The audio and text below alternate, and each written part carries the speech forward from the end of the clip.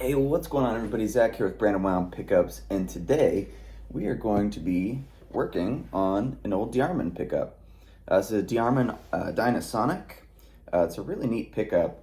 If you haven't seen one before, I actually posted a picture of it yesterday.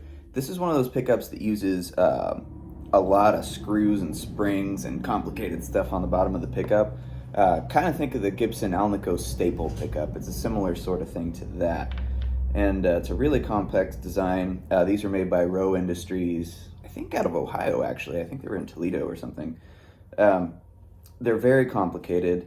You can fix them, but it is a lot of work. So this has already been rewound. I did that yesterday. This is all good to go. The coil is good.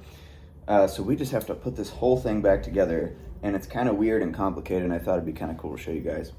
So here are the screws that kind of hold the magnets in. And you can see that they're really beveled on the end, and it's not going to focus.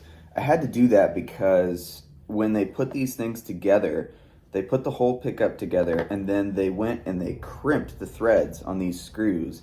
So if somebody was adjusting, the magnets, if they tried to back it all the way out, the magnet wouldn't just drop into the guitar. It would stop where they crimped the threads, which is fine. I mean, it does make sense, but look at how long these screws are.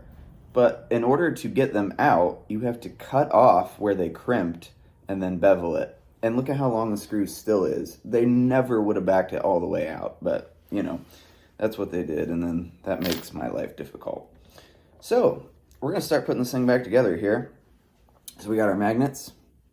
This is a little threaded, I think this is brass, yeah. And we got our spring. So here's what we're gonna do. We're gonna go to the bottom of the pickup here. We are going to put our magnet in. We're going to take one of our screws, and we're going to start to thread it into that brass piece there, which should go in pretty nicely since I beveled it. Get our screwdriver here. There we go. And then screw it up in there.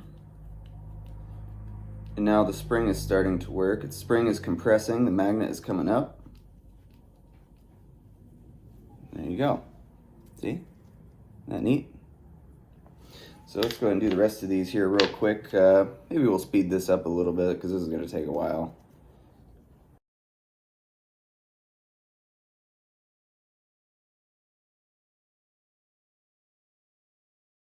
All right, guys, we are all done. We got our pickup here. We got the lead wire back on. It's reading really nice.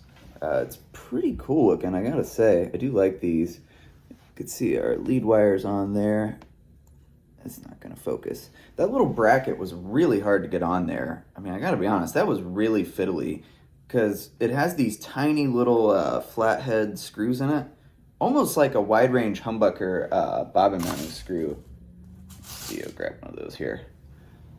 They're really small, and they're made of steel, and you have these gigantic magnets right next to it, and that tiny screw was trying to jump to the magnet, and it was fiddly, but I managed it. DeArmond, you should have used brass for those.